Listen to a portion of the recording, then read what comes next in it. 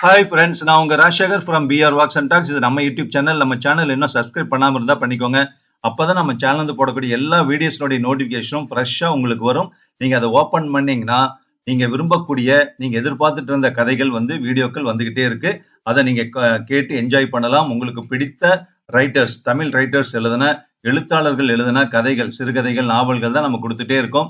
நிறைய கதைகளை நீங்கள் கேட்டு மறந்துருக்கலாம், அல்லது படிக்கிறதுக்காக நீங்க தவற விட்டுருக்கலாம், அல்லது படிச்சோம் இன்னொரு தடவை அந்த கதையை கேட்க மாட்டோமா அப்படிங்கிற எதிர்பார்ப்புல நீங்க இருக்கலாம். அது மாதிரியான கதைகள் தான் நம்ம சேனல்ல கொடுத்துட்டு இருக்கோம். அதுதான் நம்ம சேனலோட வெரி ஸ்பெஷல். கண்டிப்பா இதுல இருக்கக்கூடிய கதையும் உங்களுக்கு பிடிக்கும். அப்படியே ஒரு ஷேர் பண்ணிடுங்க, உங்க ஃப்ரெண்ட்ஸுக்கு ஷேர் பண்ணுங்க, கண்டிப்பா ஒரு லைக் கொடுத்துருங்க. ஓகேவா? ஸோ இந்த வீடியோவில் ஒரு கிரைம் ஸ்டோரி தான் பார்க்க போறோம். எழுத்தாளர் சுஜாதா அவர்களுடைய எப்படி கொள்வேனடி அப்படிங்கிற எ crime suspense and thriller short story, சிறுகதை. அதுதான் நம்ம பார்க்க போறோம். சிறுகதைக்கு அப்படின்னா ரொம்ப டிஃப்ரெண்டா அவர் எழுதின காலகட்டங்கள்ல நிறைய இளைய தலைமுறையில கவர்ந்தவர் வந்து பாத்தீங்கன்னா சுஜாதா. அவர் வந்து பாத்தீங்கன்னா கம்ப்யூட்டரையே, எழுத்தாளர்ங்கிற முறையில கம்ப்யூட்டரை தமிழ்நாட்டு மக்களுக்கு அறிமுகப்படுத்தினவர்னு கூட சொல்லலாம். ஸோ அந்த அளவு அவருடைய கதைகள்ல வந்து சயின்ஸ் ரிலேட்டட் இன்ஃபர்மேஷன் இருக்கும், கம்ப்யூட்டர் பேஸ்டு இன்ஃபர்மேஷன் இருக்கும். அது எல்லாமே கொடுத்து நம்மளை அசத்தியவர். அவருடைய எழுத்து நடையே ரொம்ப டிஃப்ரெண்டா இருக்கும். அதுதான் அந்த காலகட்டத்துல நிறைய இளைஞர்களை வந்து கவர்ந்ததுன்னு சொல்லலாம். அதுலயே வந்து இந்த கிரைம் ஸ்டோரிஸ் எல்லாம் வந்து அவர் ரொம்ப பெரிய கிங். ஓகேவா? அவருடைய கதைகளை கேட்கலாமா? அதுல ஒண்ணுதான் எப்படி கொள்வேனடி. சுஜாதா சிறுகதை எப்படி கொள்வேனடி. சீதா லட்சுமி வீடு திரும்பிய போது திடுக்கிட்டாள். கோபிநாத்தின் பூட்ஸ் வாசலில் வைத்திருக்க முன்னறையில் அவன் சீருடை கலற்றி ஆணியில் மாட்டப்பட்டிருந்தது. ஹாலில் மின்விசிறி ஓடிக்கொண்டிருந்தும் சிகரெட் புகை விரவியிருந்தது. ஆஸ்ட்ரே சிகரெட் துணுக்குகளால் அடர்த்தியாக இருந்தது. கோபிநாத் காலை நீட்டிக்கொண்டு எதற்கோ காத்திருந்தது போல உட்கார்ந்திருந்தான். எப்ப வந்தீங்க? டியூட்டி இல்லையா? இல்ல. உடம்பு ஏதாவது சரியில்லையா? உடம்புக்கு என்ன, நல்லாதான் இருக்குது. பின்ன என்ன இப்படி திடீர்னு? சமைக்க கூட இல்லையே. நான் சாப்பிட வரல சீதா. எங்க போயிருந்த? சாதாரணமாகத்தான் கேட்டான். ஆனால் அவள் முகத்தை நேராக பார்க்கவில்லை அவன். கடைக்கு போயிருந்தேன். ஏன்? எந்த கடைக்கு? 2-3 கடைக்கு போயிருந்த. என்ன இது புதுசா? கோபிநாத் நிமிர்ந்து உட்கார்ந்து மறுபடியும் ஒரு சிகரெட்டை பற்ற வைத்து முழுசாக ஒரு தடவை இழுத்து அதை ட்ரேயின் விளிம்பில் வைத்தான். உட்காரு என்று காலால் பிரம்பு நாற்காலியை அவள் பக்கம் தள்ளினான் போலீஸ் மிடுக்குடன். கோபம் போல இருக்கு. எதுக்குன்னு சொன்னீங்கன்னா? உட்காரு என்றான் அமுத்தமாக. அவனுக்கு கோபம். விளிம்பில் உட்கார்ந்தாள். நிஜமா சொல்லு, எதுக்குன்னு தெரியாது உனக்கு? தெரியாது. கோபிநாத் சற்று நேரம் அவளை நிறுத்தி நிதானமாக பார்த்தான். ராமமூர்த்தின்னு ஒரு ஆளை தெரியுமா உனக்கு? அவள் முகம் சட்டென்று ரத்தம் இழந்து வெளிரி போனது. PS ராமமூர்த்தி. தன் பையில் இருந்து சீட்டை எடுத்து, address A4 3rd Block station road. எனக்கு யாரையும் தெரியாது. அவனைத்தானே பார்க்க போனேன். சொல்லு. வளராதீங்க. சொல்லு. கட்டின பொண்டாட்டியே சீதா, சொல்லு. எப்படி உங்க அப்பா இந்த பேரை உனக்கு செலக்ட் பண்ணாங்களோ தெரியல. சொல்லுடி, யாரு ராமமூர்த்தி? அவள் மௌனமாக இருந்தாள். நீ சொல்லாட்டி நான் சொல்றேன். ஒரு போலீஸ்காரங்கிட்ட எதையும் மறைக்க முடியாது. MG ரோடுல இந்துஸ்தான் சிஸ்டம்ஸ்னு கம்பெனி. அதுல சேல்ஸ் எக்ஸிகியூட்டிவ். மாச சம்பளம் பிடிப்பு போக 2200. அவன் பையில் பல காகிதங்கள் இருப்பதை பார்த்தாள். மேசை மேல் ரோஜா நிறத்தில் ஒரு ஃபைலே இருந்தது. எழுந்து அதை எடுத்து வந்து மறுபடி உட்கார்ந்தான். நான் உள்ள போறேன், எனக்கு நிறைய வேலை இருக்கு. இரு, போகாத. என்னோட கேள்விக்கு பதில் சொல்லிட்டு போ. என்ன கேள்வி? யார் அந்த ராமமூர்த்தி? அதான் நீங்களே சொன்னீங்களே. நீ சொல்லு, உனக்கு யார் அவன்? யாரோ. நீங்க யார பத்தி சொல்றீங்கன்னே. நேராக எழுந்து வந்து புறங்கையால் அவள் கன்னத்தில் அறைந்தான். பொய் சொல்லாத. பொய் சொல்ற வேலையெல்லாம் ஓஞ்சு போச்சு. எல்லாம் தெரிஞ்சு போச்சு எனக்கு. இந்த ஃபைல் பூரா உன்னோட சங்கதி தான் நாறுது. அவள் கன்னத்தை பிடித்து கொண்டு, எதுக்காக மாட்டடி அடிக்கிறீங்க? வலிக்குது. சொல்லு இப்ப. ராமமூர்த்திங்கிறது எப்பவோ பார்த்த ஆளு. எங்க ஊர்ல அப்பா அம்மாவுக்கு ஒத்தாசைக்கு வருவாரு. பெங்களூர்ல தான் அவர் இருக்காருன்னு பேசிக்கிட்டாங்க. ஒரு முறை கூட கல்யாணத்துக்கு அப்புறம் நான் பார்த்ததில்ல. அவரை நரசிம்மாமா ஒரு தடவை பஸ் ஸ்டாண்டுல என்ன ஒரு ஜோடனையா பொய் சொல்ற பாரு, ஆச்சரியமா இருக்கு சீதா. சீதா, எனக்கு எல்லாமே தெரிஞ்சு போச்சு. நீ அந்த ஆள என்னன்னைக்கு எந்தெந்த இடத்துல சந்திச்ச, எந்த ஹோட்டல்ல தங்குனீங்க, எங்க சாப்பிட்டீங்க, எங்க படுத்தீங்க, சேச்ச அபாண்டங்க, அப்படி எதுவும் சொல்லி தொலைடி சண்டாளி. என்ன சொல்லணும்? உனக்கும் ராமமூர்த்திக்கு இருக்கிற உறவுக்கு பேர் என்ன? பார்க்கவே இல்லைங்கிறேனே, மறுபடி அடிபடணுமா? அடிங்க, அடிச்சு கொன்னுருங்க. அத பத்தி அப்புறம், முதல்ல பேச்சு, அப்புறம்தான் செயல். அவள் மருண்டு அவனை பார்த்து, என்ன செய்ய போறீங்க? சொல்றேன் பைத்தியக்கார பொண்ணே, போலீஸ்காரனை கல்யாணம் செய்துகிட்டியே, அவனை ஏமாத்த முடியாதுரி. ஒரு எஸ்ஐக்கு உள்ள பவர் தெரியாது உனக்கு. பீட் கான்ஸ்டபிளுங்க, பேட்ட ரவுடிங்க, பான் கடைக்காரங்க, கஞ்சா வியாபாரிங்க, பிற்பட்ட சமூகத்தின் அடிமட்டத்து சாக்கடை முழுக்க அத்துப்படி. இந்த ஊர் பூரா எனக்கு கண்கள். என்ன போய் ஏமாத்தினியே பைத்தியம். என்கிட்ட பொய் சொல்லி தப்பிக்க முடியுமா? மேலும் பொய்ங்கிறது ரொம்ப சுலபமா கண்டுபிடிக்கக்கூடிய விஷயம். போலீஸ்ல எத்தனை பொய் வியாபாரிகளை பார்த்திருக்கோம், எத்தனை பொய் சாட்சியங்களை பார்த்திருப்போம். கல்யாணம் ஆனதுல இருந்து 3 வருஷமா நீ சொன்ன பொய் அத்தனையும் நான் கவனிச்சிருக்கேன். நீ பிஎஸ்சி பாஸ் பண்ணிட்டதா சொன்னியே, அது பொய். 1 வருஷம் பாக்கி இருக்கு. உங்க அண்ணன் பிடபிள்யூடில கெஜெட்டட் ஆபீசர் நீயே, அது பொய். கிளார்க்கு. உங்க அப்பாவுக்கு சென்னப்பட்டினால வீடு இருக்கு நீயே, அதுவும் பொய். எத்தனை பொய்! உன் அழகை தவிர மத்ததெல்லாம் பொய் சீதாலட்சுமி. அவள் அழ ஆரம்பித்தாள். அவன் கவனிக்காமல் தொடர்ந்தான். உன்னோட முதல் பொய்ய வாரத்திலேயே நான் கண்டுபிடிச்சிட்டேன். அப்பவே கேட்டு இருக்கணும், தப்பாயிடுச்சு. அப்ப புது கல்யாண மயக்கத்துல இருந்தேன்.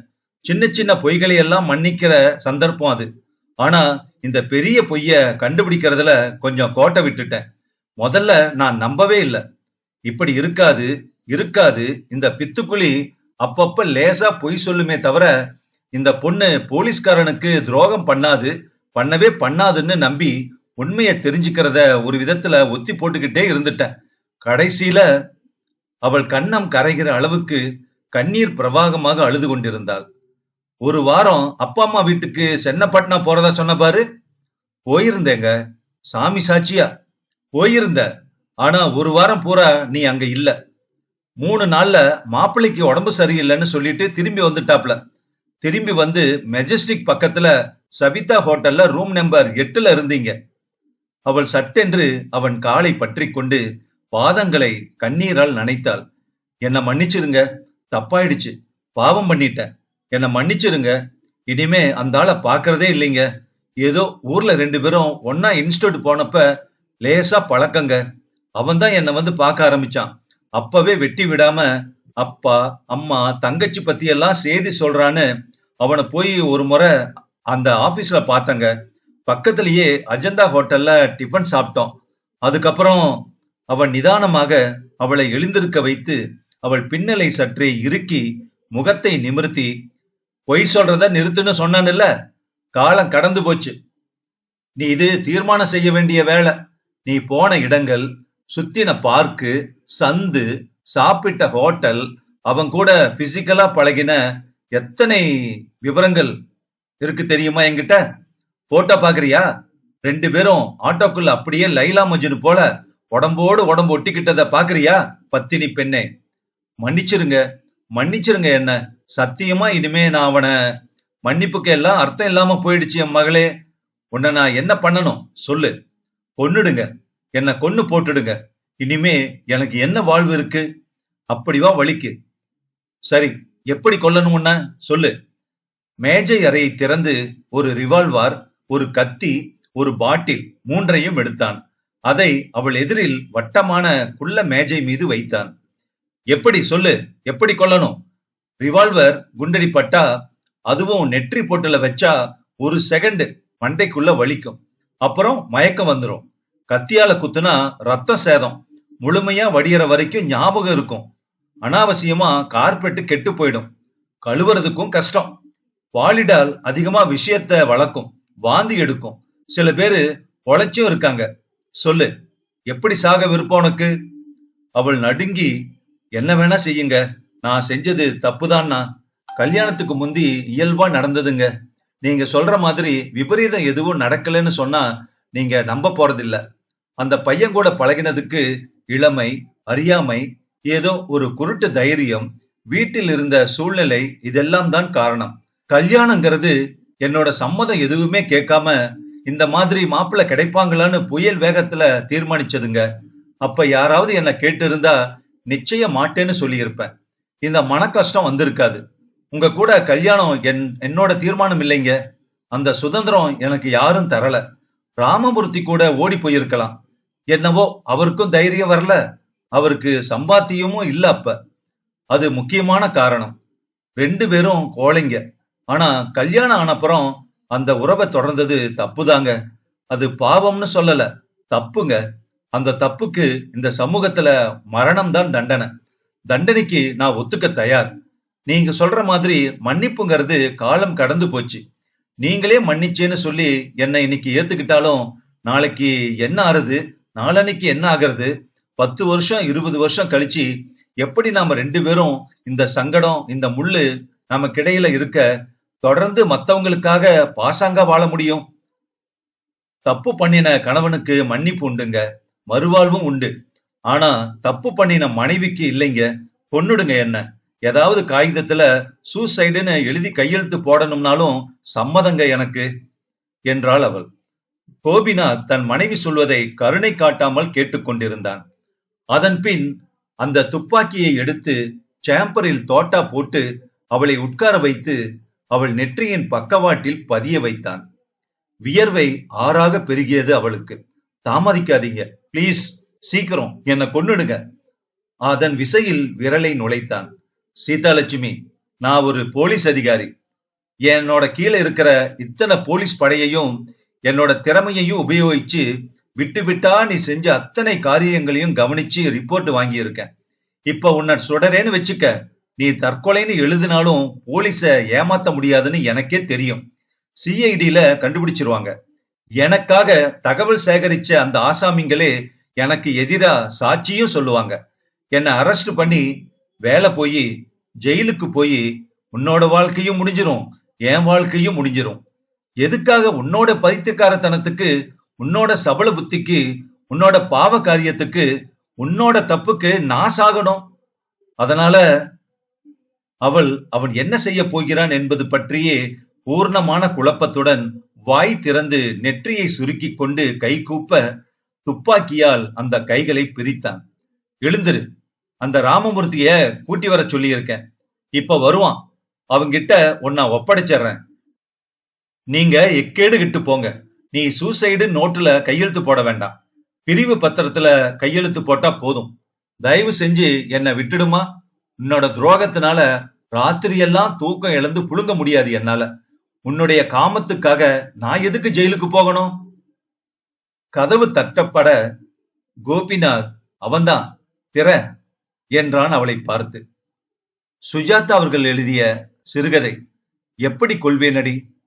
முற்றும்.